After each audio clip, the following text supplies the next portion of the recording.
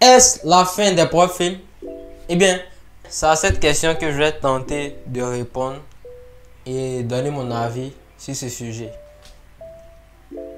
Let's go. L'erreur de nombreux traders que je constate, c'est que le premier point, c'est de vouloir vivre du trading à travers les profils. Et c'est une grosse erreur. De base, la profil vient pour nous aider à avoir du capital, oui, mais ce capital-là nous permet de dégager une certaine performance, ou disons un certain capital qui doit être utilisé pour notre compte propre. Et si tu veux vivre de la profit, c'est pour moi c'est un peu bancal, d'accord?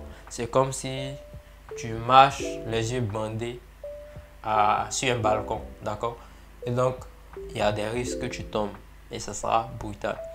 Le deuxième point, c'est que les traders débutants, ou l'erreur de beaucoup de traders, c'est qu'ils veulent faire de gros payouts, d'accord? Ils veulent faire de gros payouts un coup ou plusieurs fois et ça ne marche pas. Il faut être constant. Pourquoi dans ton trading professionnel ou disons dans ton trading propre avec ton capital, tu restes discipliné et avec les profils tu veux faire des bêtises? Ça ne marche pas. Et généralement ceux qui font des bêtises avec leur compte propre en fait. Ça ne va jamais changer. Le troisième point, c'est qu'ils passent trop de temps sur les challenges. Ce que vous devez comprendre, c'est que les challenges sont faits en fait pour vous tester de base, oui. Mais en fait, c'est un jeu.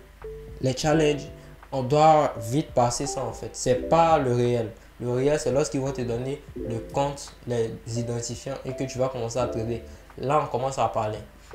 Mais lorsque tu es en profil et tu passes 5 mois ou 6 mois sur une seule profil, remets-toi en question. D'accord? Oui, tu peux te tester, mais je préfère que tu te testes un petit compte réel que sur la profil. Oui, c'est intéressant parce que tu utilises un gros capital.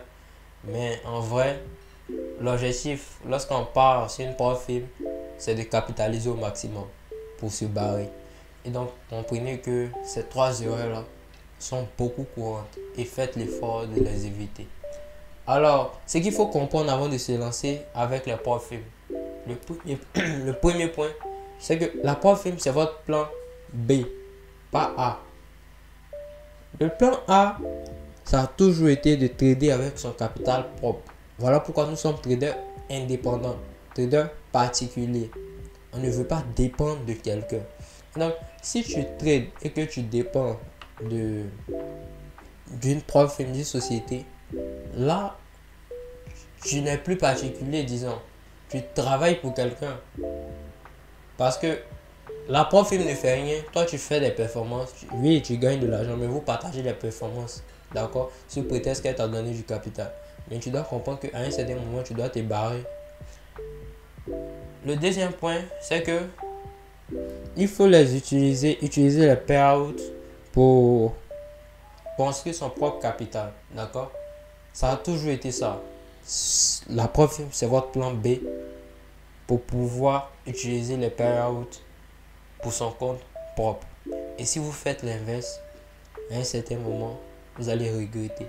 Je vois beaucoup de traders vivre avec les profils. C'est intéressant sur le court terme, mais vision long terme, toujours. Sur 10 ans, est-ce que les profils vont tenir? Il y aura beaucoup qui vont sauter. Les plus sérieuses vont rester et pris pour être parmi les profils les plus sérieuses. Maintenant, est-ce la fin? Est-ce la fin des profils? Je pense que non. Ils vont être beaucoup plus régulés disons, et ils vont apprendre à faire de leur mieux. Ils vont observer les profils qui ont sauté pour pouvoir bien se lancer et faire quelque chose d'intéressant. Donc, ce que vous devez faire, ce n'est pas la fin des profils, mais vous devez comprendre que vous ne devez pas dépendre, vous ne devez pas vous diversifier, pardonnez. Vous ne devez pas vous diversifier du tout. Vous devez rester sur 2-3 profils en fait.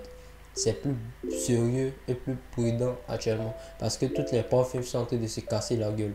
Et donc, si vous voulez être stable, faites les masses d'allocation sur 2-3 profils et calmez-vous. Concentrez-vous sur ça pour faire construire, pour faire grow up votre compte propre, tout simplement. Je voulais ajouter aussi que le pont s'effondre. Comme je vous ai dit, la preuve film, c'est toujours un point B. C'est notre plan B, c'est pas le plan A. Et donc, le pont est en train de s'effondrer.